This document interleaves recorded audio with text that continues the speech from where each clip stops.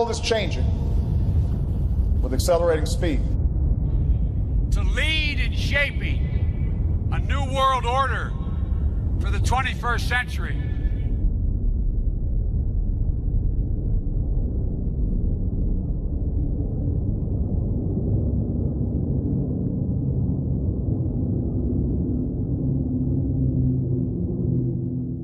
Let's take you to Lebanon, Missouri, where the high school principal, a fellow by the name of Kevin Lowry, that is to say, there he is right there.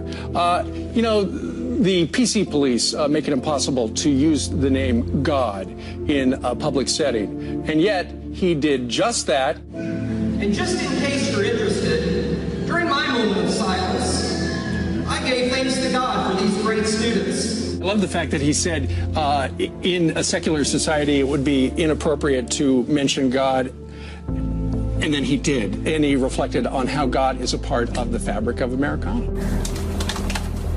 I'm here tonight to give a non-sectarian secular invocation that will reflect the fact that we are now a diverse community of members of many faiths and of none, as our president reminds us. Our new Secretary of Education in Florida recently appointed AIR to receive the $220 million contract for end-of-course exam testing. Please go on their website. Click the link to what they're doing with youth, and you will see what their agenda really is. They are promoting as hard as they can any youth that is interested in the LGBT agenda, and even name it 2-S, which they define as having two spirits. The Bible says a lot about being double-minded. These people that will now receive $220 million from the state of Florida unless this is stopped will promote double-mindedness in state education and attract every one of your children to become as homosexual as they possibly can. The principal of D.C.'s largest public high school, Wilson High School, made what might have been one of the biggest announcements of his life, saying that he is gay while at the school's annual LGBT Pride event on Wednesday. Today, he came out with cheers from his students, Mayor Gray on one side, Councilmember Catania on the other. I just turned 50 a couple weeks ago.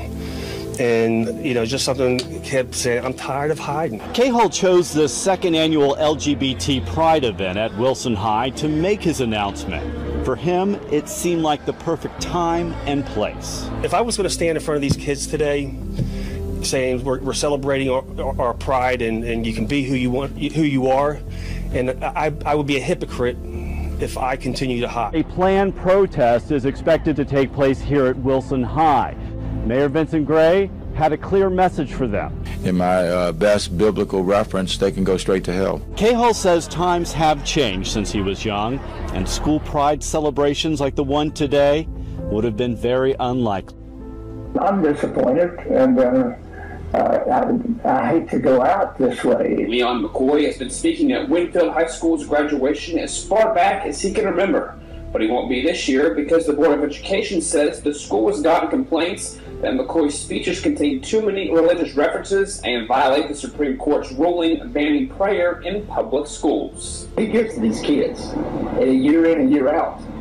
And to see him not be able to speak, you know, on their behalf this year is just a shock to me. After hearing the news, some graduating seniors say they felt cheated. He spoke at all three of my siblings' graduation, and so I've always wanted him to speak at mine. Hunter Sheldon and his friends started a petition to try and get the coach back on the agenda for graduation. They say students are always inspired by his speeches. The graduations I've been to, you know, the whole crowd's cheering, and the religion issue's never really been a problem. It's continued even after it was made, you know, illegal. Hello, everybody. An outraged mother is taking on a high school drama teacher who allowed a student award ceremony to turn vulgar. Couple of Force Mark Miller explains why that parent was so offended and what the school district is doing about it. She certainly knows how to draw the spotlight. I wouldn't want a teacher like that in my school. Drama club advisor Terry Grimes is in trouble. The parent says Grimes and some of her students on stage used the F word and other profanities and performed a skit about a priest wanting to have sex with kids. Then there were the awards for horniest stud and horniest girl, with the winner presented with what appeared to be a box of sex toys. The goal of Common Core is to put students on a level playing field and help prepare them for a global economy. The federally controlled program Common Core seeks to put all students, preschool through high school and beyond, under a standardized regime. The goal being to increase math and English skills for the almost 100 million students nationwide. Parents from coast to coast, however, have been shocked and have filed complaints at ridiculously complex methods being taught to solve basic mathematical problems or the use of dumbed-down texts to teach reading. But parents' complaints have been largely ignored. In fact, at least 2 parents were jailed for complaining about Common Core, causing many to draw comparisons to a fascist dictatorship's control over the nation's educational system. Okay. Parents, take control. This is not a CNN political thing. Let's go. Let him ask his question. This is what I will say. In fairness to everyone who asked questions, we do have some that are dovetailing to that. Let him ask his question. The next question. So this is a dovetail. Don't stand for this. You're sitting here like cattle. You have questions. You confront them. They don't want to do it in public. Okay. Excuse me, buddy. Hey, this is America. This is not a CNN political thing. Your magazine is going where you want. Hey, that's right. Parents, you need to question these people. Do the research. It's online. Top 10. Okay, so the next question. The next question is the Common Core state standards implementation by Maryland and intended to filter students. They're telling them here to go to schools. And now they're concerned. But surely, this is not a fascist takeover of our educational system, is it? If that were the case, America would have to be living under a de facto fascist dictatorship. Unfortunately, that is exactly what we are living under. Obama has altogether dispensed with the rule of law, proclaiming often that if Congress won't act, I will. The most detailed analysis to date of Common Core, a Pioneer Institute report. Common Core, per the report, seeks to, quote, produce workers for the global economy. And now Michelle Obama has openly called for children to spy on their parents as well. This is exactly what the Hitler Youth were engaged in under the Nazi regime. Still thinking we're not living under a de facto fascist dictatorship? Think again. We're gonna change it and rearrange it. We're gonna change the world.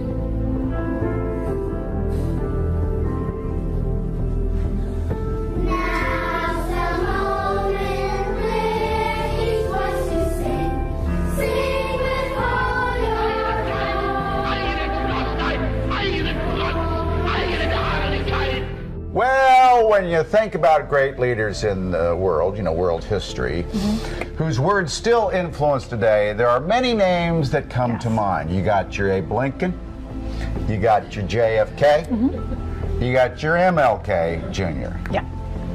What about Adolf Hitler? No. No. Take a look at this. It's a Bible school in Alabama, and they put up a billboard with a quote from the Nazi leader. It says, "He alone who owns the youth gains the future." The billboard was promoting education for children, featured kids of diverse backgrounds. Well, sure. The school now admits probably a bad decision to quote Hitler and says, no surprise, they're going to take that sucker down. Oh, they're going to take it down. How many people did it have to go through? That's the thing. It's so heartbreaking that it's laughable. Yeah. I mean, that's the thing about it. An officer responsible for the safety of students at Oakland High School instead caught punching a student. a student who has cerebral palsy and uses a wheelchair. The fact that it happened to a student who has cerebral palsy only compounds the damage and how awful this incident is. The incident unfolded on a school video camera early last week. Officers were urging lingering students to go to class. School officials say the student refused or wasn't moving fast enough when Marchell Mitchell started pushing the wheelchair. Martinez says he had protested when the security guard tried to clear the hall and wheel him to class. He says the guard handcuffed him, and he admits spitting on the guard in protest just before the beating on the tape. I was handcuffed. I ain't had no way to defend myself but my mouth. But Martinez says what was not caught on the tape was the guard beating him and throwing him to the ground on the elevator ride just minutes before. We have never invested as much in public education as we should have because we've always had kind of a private notion of children. Your kid is yours and totally your responsibility. We haven't had a very collective notion of these are our children. So part of it is we have to break through our kind of private idea that kids belong to their parents or kids belong to their families and recognize that kids belong to whole communities. As we first reported last night, the Baltimore City Council has given its approval to what will be one of the strictest curfew laws in the country. Tonight we go in focus for a look at just how this new law is going to be put into action. Well, supporters say it'll keep kids safe. And like the current curfew, children found after hours by police will not be arrested, just taken to a new connections center. The vote was 13-2 in favor of the new curfew law. Carl Stokes was one of those 2 no votes. I think this is definitely a bill that identifies kids in certain neighborhoods. He doesn't buy the argument from supporters that the curfew is aimed at helping children, saying he believes after-hours interactions with police will be something like this. I'm not going to stop and tell your mom. I'm not going to stop and tell your dad. I'm going to take you right over to this juvenile detention center, juvenile curfew center, whatever you want to call it. They want to call it a youth connection center. Eventually, the mayor would like to have one youth connection center in each of the 9 police districts to keep children who are brought in closer to home. The center will be staffed by city employees who can assess young people and determine how to connect them with whatever support they might need to keep them from having to be brought back. We begin with breaking news in Orange County. Dana Hills High School is on lockdown this afternoon. A carrying case for a shotgun or rifle was found on the campus. Just within the last couple of minutes or so, the all clear was given here at Dana Hills High School. You can see that the kids are now being let out in droves. What began as a scary afternoon has ended safely. No weapons were found. My son is texting me from inside. What's he saying? He's saying that he's fine and they're barricaded in a room. 3,000 students and staff at Dana Hills High School were locked down, told to shelter in place for hours this afternoon after an empty carrying case for a rifle was discovered in a campus parking lot. Especially what happened in Santa Barbara. The kids should just go to school and be safe. All call and emails were sent by the administration notifying families of the disturbing discovery. Dozens of officers and the Orange County Sheriff's SWAT team with its armored vehicle rolled onto campus and began an all-out search. Classrooms, lockers, cars, and the school grounds for a weapon.